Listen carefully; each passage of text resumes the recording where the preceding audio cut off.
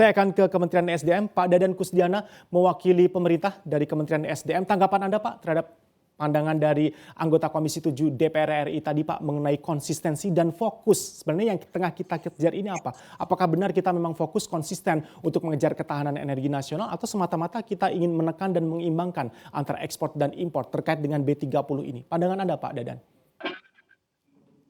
Saya kira yang tadi yang Pak Kardaya menurut saya sangat baik ya. Tapi kami kan dari Kementerian SDM, jadi kalau fokus di kami adalah bagaimana meningkatkan ketahanan energi, bagaimana memperbaiki kemandirian energi dengan berfokus kepada energi terbarukan. Biofuel kan berbasis sawit, biofuel ada berbasis bioenergi yang dihasilkan di Indonesia. Ini adalah salah satu jenis dari energi terbarukan, sehingga ini sejalan dengan kebijakan nasional, sejalan juga dengan tren dari global bahwa peningkatan energi terbarukan ini kan merupakan bagian dari program-program penurunan gas rumah kaca. Memang dalam desain programnya dulu, seperti yang disampaikan Pak Kardaya di awal, bahwa waktu itu ada kebutuhan dari peningkatan pemanfaatan sawit, ya, pemanfaatan sawit di dalam negeri.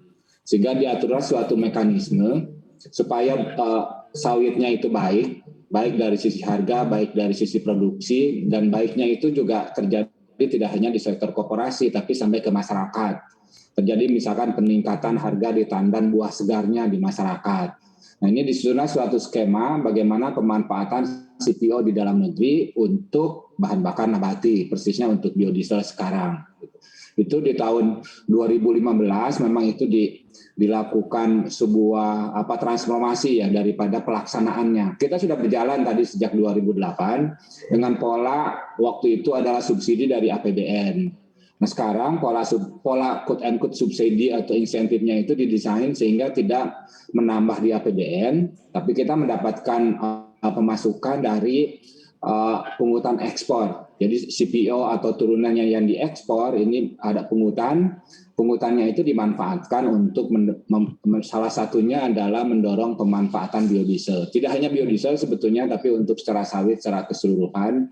Jadi kalau dilihat dari sektor sawitnya ini adalah satu pendekatan yang terintegrasi. Nah kami dari Kementerian SDM melihat kita punya potensi demikian besar dari potensi sawit untuk biofuel, sudah terbukti secara keteknikan ini bisa berjalan dengan baik. Jadi SDM memanfaatkan pola ini untuk peningkatan ketahanan energi melalui pemanfaatan energi terbarukan. Gitu Mas Erwin.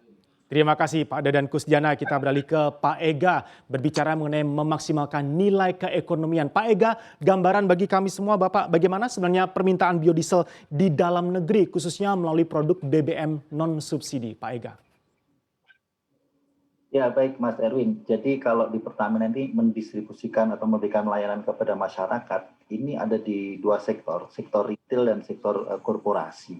Untuk sektor retail ini memang masih ada yang dikenakan BBM subsidi, tetapi volumenya tidak terlalu besar ya. Dari tahun ke tahun ini mengalami penurunan, karena kami juga bisa melakukan uplift ke valuable product yang lebih bagus. Untuk di sektor retail sendiri sebetulnya ini serapan untuk biosolarnya sampai dengan tahun 2020 itu totally sekitar 13,2 juta. Nah ini kondisi terpengaruh oleh pandemi. Namun di sektor korporasi, untuk BBM di sektor korporasi yang mayoritas inilah non subsidi itu sudah mendekati 11 juta KL untuk di tahun 2020. Artinya di sektor retail maupun di sektor industri itu hampir sama.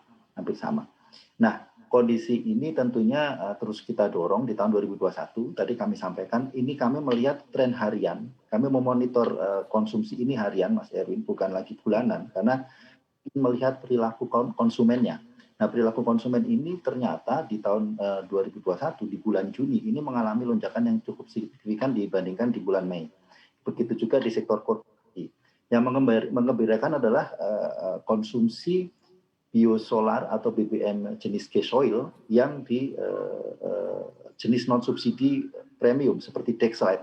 Dexlite ini mengalami peningkatan yang cukup signifikan. Kalau di tahun 2020 atau tahun 2019 rata-rata hariannya itu 0,3 juta liter per hari. Sekarang sudah mendekati 3 juta liter per hari atau 3.000 KL per hari. Nah ini tentu peningkatan 10 kali lipat dari tahun 2019 ke tahun 2021 ini perlu kita apresiasi kepada masyarakat di seluruh Indonesia. Begitu Mas Erwin. Install aplikasi kami CNBC Indonesia di Google Play Store dan App Store untuk mengikuti perkembangan terkini berita bisnis dan ekonomi.